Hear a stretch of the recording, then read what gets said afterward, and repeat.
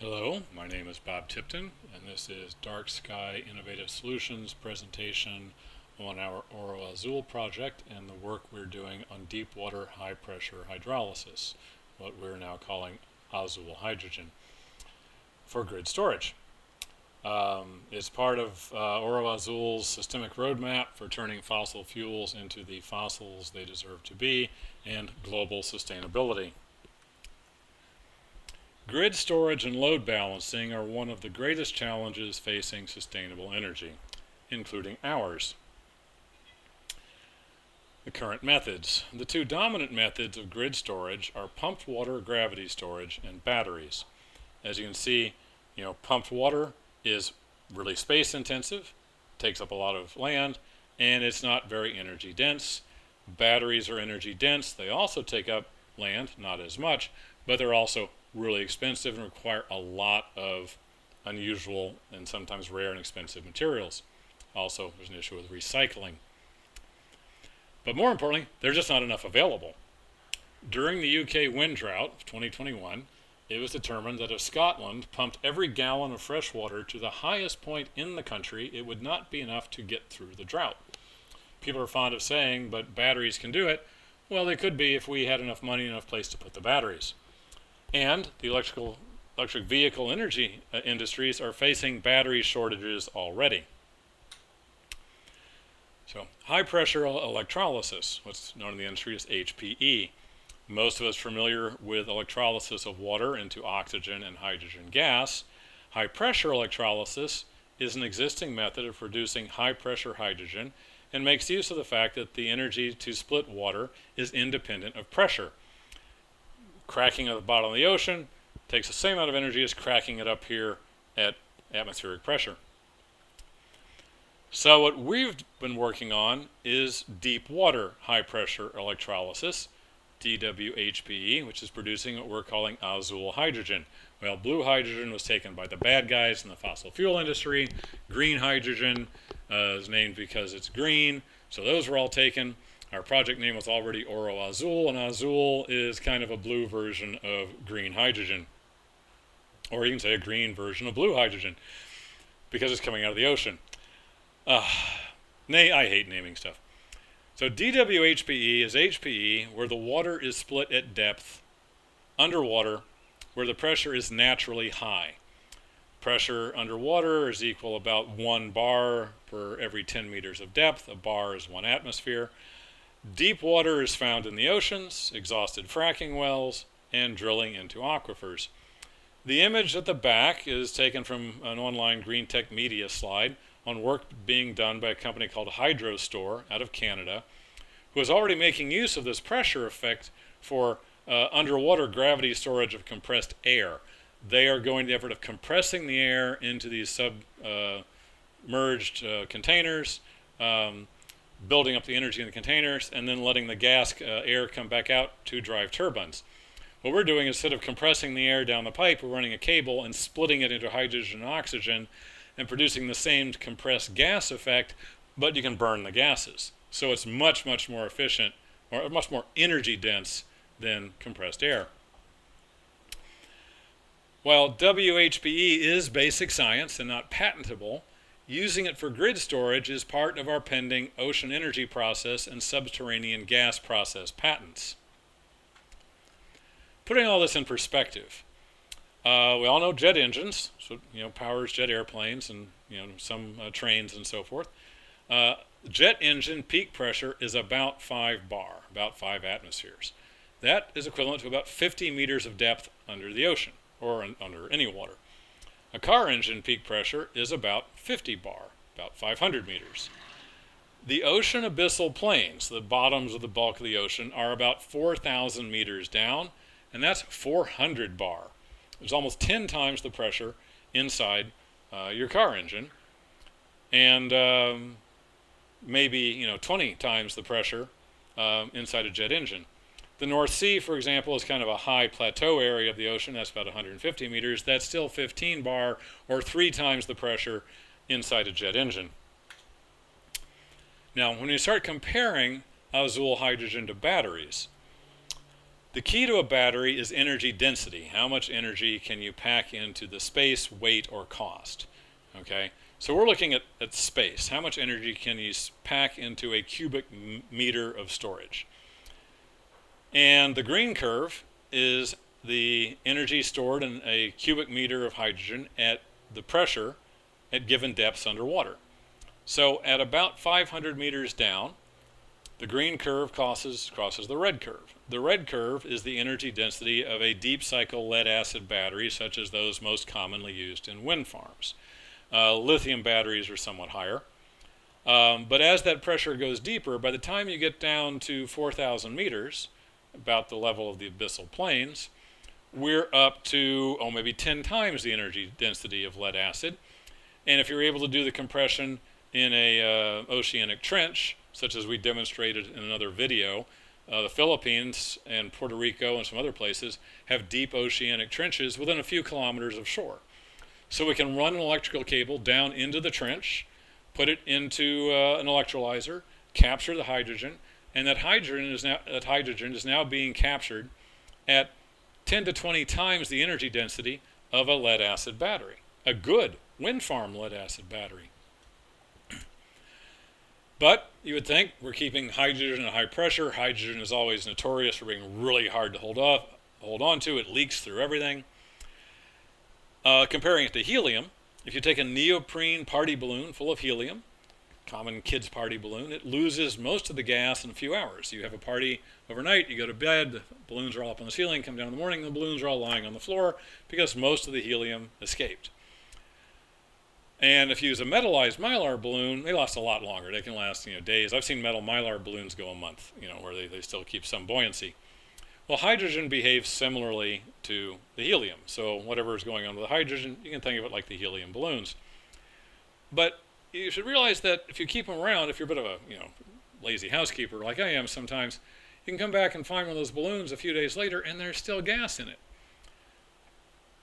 Even a day, days or weeks, and the mylar balloons can go weeks or months.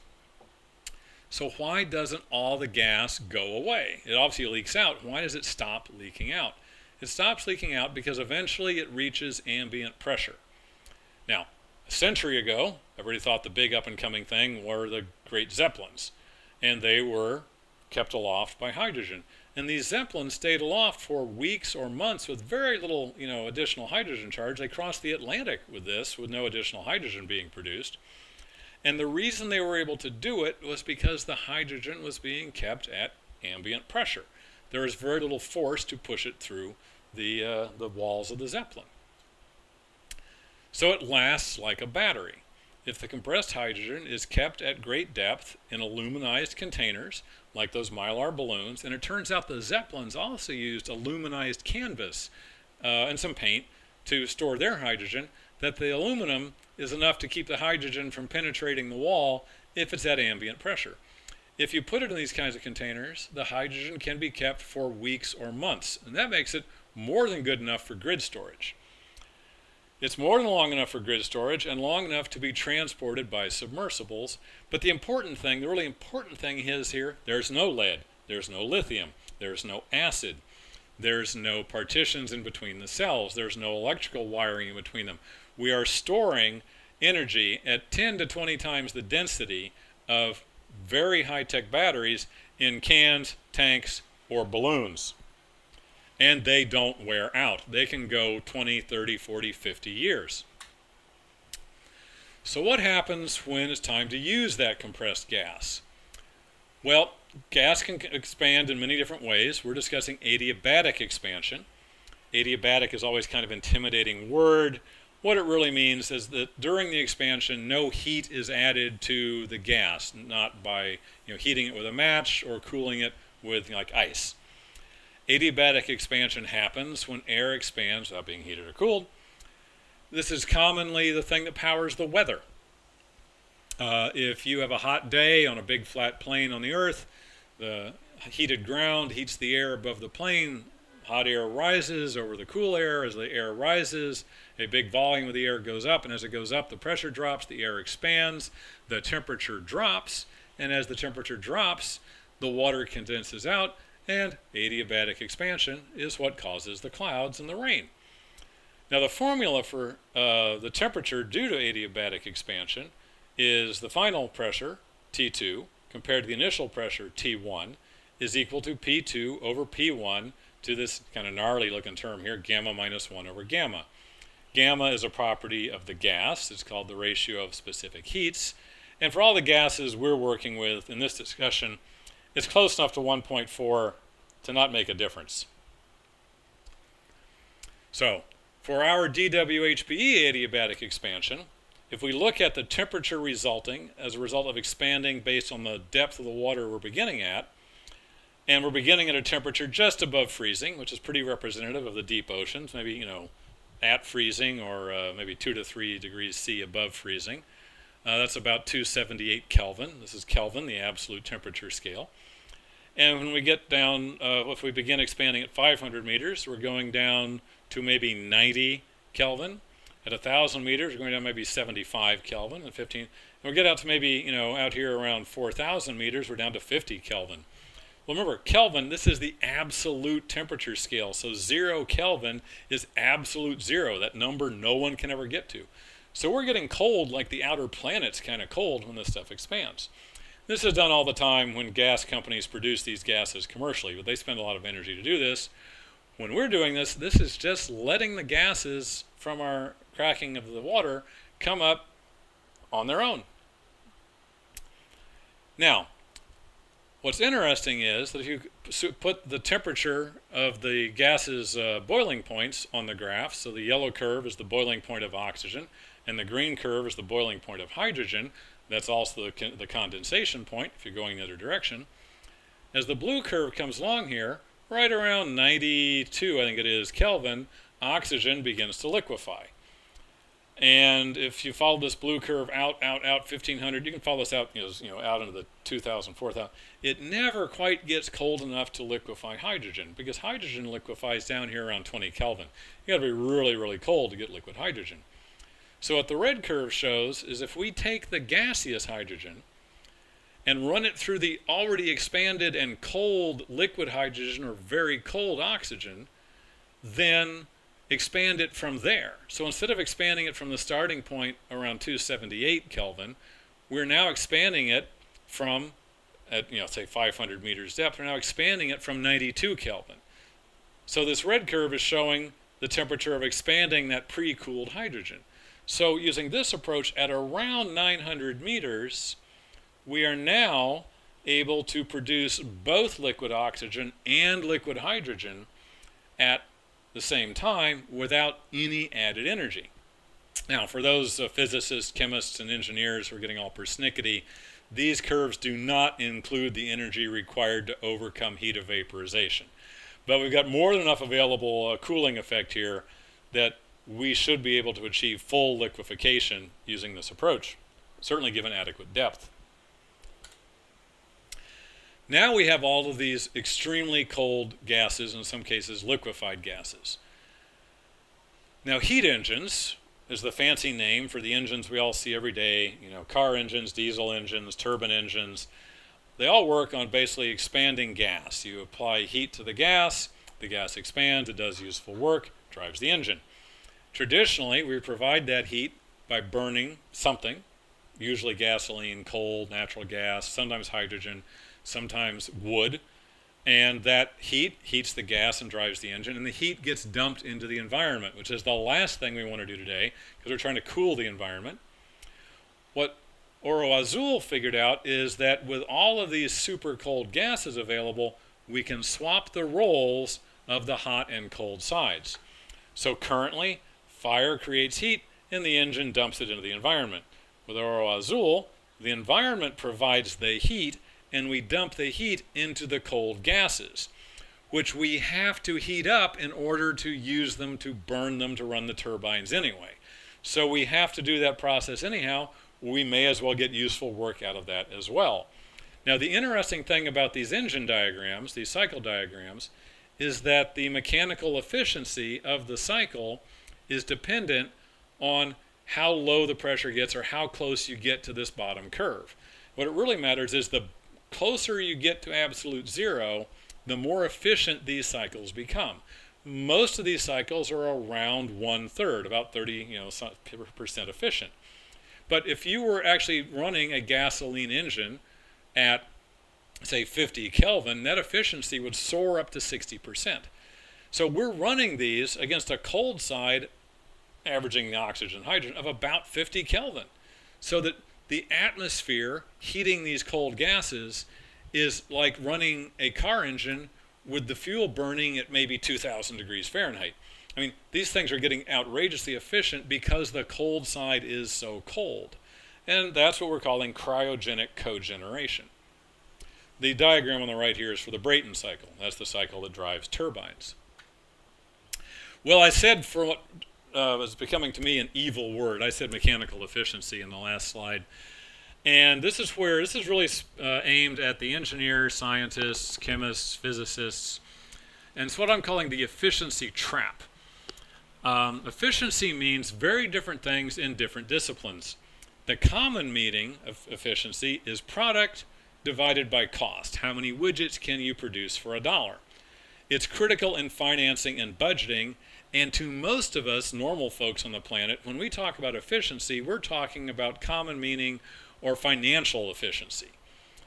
But in engineering, in chemistry, physics, and mechanical engineering, people who work with these cycles, mechanical efficiency is the work produced divided by the energy consumed.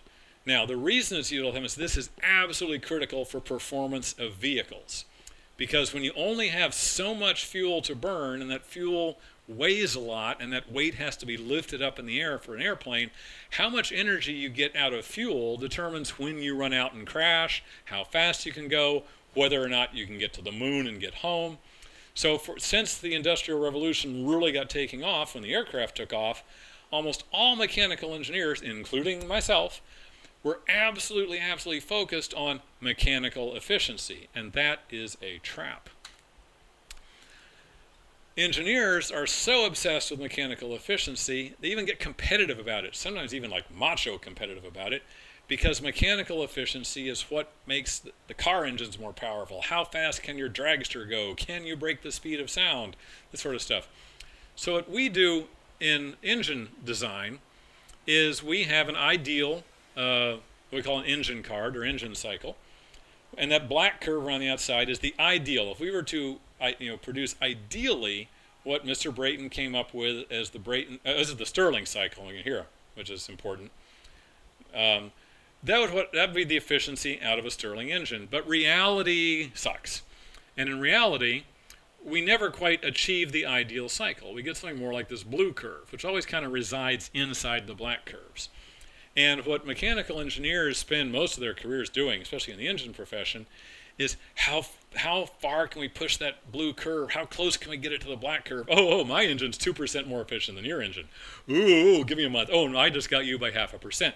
We go through these insane efficiency competitions, totally ignoring the cost. And the reason I chose the Stirling cycle here is the Stirling cycle is known as the theoretical ideal efficient engine, the one that gets the most work out of the gas. And because of this machismo competition in engineers designing this stuff, I worked for a guy who did this. They go through outrageous steps using helium active gases, using exotic materials, doing extremely complicated piston and heat exchanger designs to try to get this blue curve to adhere to the black curve so they can claim we have the most efficient Stirling engine. Ooh, yeah, yes. Meanwhile, their engine costs $20,000, while a home generator that generates the same amount of power costs $1,500. So as a result, by totally missing that life cycle cost is key, especially in sustainable energy, we have had so many dead ends on Stirling engine technology that I am now actually listing it as something to be avoided. Now, maybe someday someone can go out and tackle Stirling engines driven by life cycle cost instead of mechanical efficiency, and maybe we can bring Stirling engines back into being a useful technology. But as of today, they are kind of a exotic museum piece publicity stunt of who can build the best Stirling engine. That, for sustainable energy, is the trap. Do not allow yourselves to be wrapped up specifically in the mechanical efficiency of the engine. What is absolutely critical is life cycle cost. Energy generation has only one metric of performance: cost. If you as a consumer can get your energy for 10 cents per kilowatt hour from company A and 11 cents per kilowatt hour from company B, and they are by any other measure you see equal, you're going to take company A. And if it's up to 10 cents versus 15 cents, even if the 15 cents is fully green and economic and environmental and all this stuff, most of us who are tight on our budgets, we're going to take 10 cents. Sorry, that's just reality. So for getting sustainable energy to work, we have to compete with fossil fuels on life cycle cost. Even reliability of power maps back to cost. If power is irregular, the wind's not blowing, the sun's not shining, there's a storm, a typhoon knocked out the windmills, the demand must still be met. There are consumers out there who still need to have light in the evening, run their microwave ovens. The hospitals still have to keep the critical life support systems going. And when the power goes out, every person in town starts screaming at the power company and threatening them and so forth. So the only solution the power company has is to add more capacity in order to overcome the irregularities. And when you add more capacity, the costs go up. Oro Azul has been totally focused on minimizing life cycle cost. And as an engineer, that is a completely alien thing for me, because my entire career, especially as an aircraft engineer, was based on maximizing mechanical efficiency. But in order to solve the sustainable energy problem, we all must focus on minimizing life cycle cost. Now, going back to where we were a minute ago with that expansion graph, there turned out to be some unexpected beneficial side effects to Azul Hydrogen. To get the power out so we can burn the hydrogen and get useful work out of it, we have to run it through heat exchangers. If we ran that super cold hydrogen out, or allowed it to, if we allowed it to warm up coming up a pipe from the ocean, the pipe would ice up. So we can't just run it up through the pipe, because by the time it gets to the top of the pipe, we're going to have big icebergs hanging up on these pipes coming up from the ocean. So engineers use what's called heat exchangers. Now these heat exchangers produce a lot of cold air and other gases. What we're doing is fractionating the atmosphere. Now the important gases we're discussing today are CO2 and methane. Now CO2 never actually condenses. CO2 goes straight to solid form, and CO2 turns into a solid on the blue curve, and that blue curve occurs around 30 meters of water depth. So if you have hydrogen stored at any depth below 30 meters, you expand it adiabatically and through the heat exchanger will start precipitating CO2. Now we'll design it where it captures it as a gas before it ices up. But the second important one is methane. Methane starts condensing out at around 110, looks like maybe 120 Kelvin. I have to go back and look up the figure, but it's embedded in this graph. And about the time we start getting the hydrogen to liquefy at about 1,000 meters, we have already extracted the methane and the CO2. So we are doing basically carbon recapture if we choose to keep it. We could just release it back into the atmosphere, but the carbon recapture is happening as an unavoidable side effect of running the heat exchangers, of expanding these super cold gases. Okay, this is a part where I think almost everyone listening to this is going to be very unhappy with what I am about to say. Even if we have the new super high-performing solid-state batteries that doctors Braga and Goodenough are working, the new sodium glass tech, and even if we suddenly found, a huge mountain of lithium and lead and just started making, ultra-cheap lithium and lead batteries, it would still take us decades for people, as they wear out, to replace their old gasoline and natural gas engines with these new ones. So even if we had a solution today, it's going to take us decades for those old engines to wear out and be replaced. So we can either ask government to subsidize an entire replacement of all the world's heat engines in the next 2 decades, or we bite the bullet and look at putting some of that CO2 that we've captured out of the atmosphere back into the atmosphere. And that goes through the process of synthetic bridge fuels. A bridge fuel is a fuel we use while we're getting all the engines swapped out. So, part of our Azul is with our VGRDM tech, which was briefed in a couple other videos. That leads us to cheap energy. In those videos, we actually pitched that out in the ocean where we're generating this energy, that energy is virtually free. We're already fractionating out the CO2 and the CH4 if we choose to recapture it.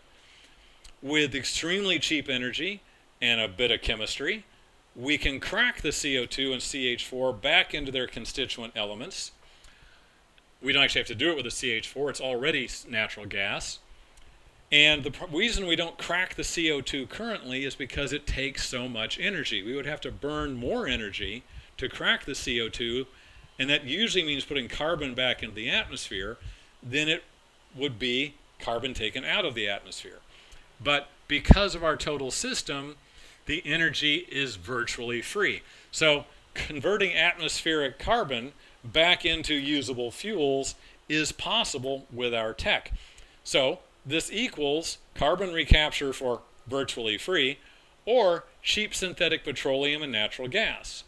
Now I'm putting a question mark on this last line because I am not a petroleum chemist. But I have done enough research online to find out there are already companies out there who are producing synthetic petroleum from the atmosphere using this process. And if we can use our energy, either as electricity or by combustion, to run their process, it is currently today in 2022 possible to produce synthetic petroleum from the atmosphere. Okay, calming down, wrapping up. As you can see, I get a bit agitated on this because, like Peter Kalmus, yes, we are on a path toward mass extinction, and no one sees a way to turn us from that path yet. And I believe we found a path, and I'm trying to get people to see how we can get there. Okay, relaxing a minute. So summing up, our VRGDM tech provides virtually free sustainable energy somewhere out in the ocean. It can be applied at sea, off coastal islands, and off oil rigs in enough quantity to power the whole planet. We get there with mass-produced systems that we just drop into place. We don't require any massive seafloor infrastructure, no big blocks of concrete and pedestals.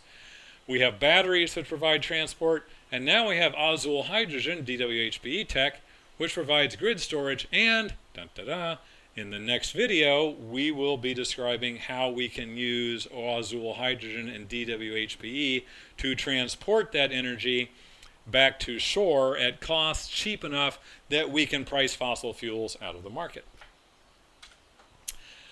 So that concludes our presentation on deep water high pressure hydrolysis. This is all the work done by Dark Sky Innovative Solutions, presented by myself, Bob Tipton. For more information, please feel free to contact us at info@darkskyinnovation.com.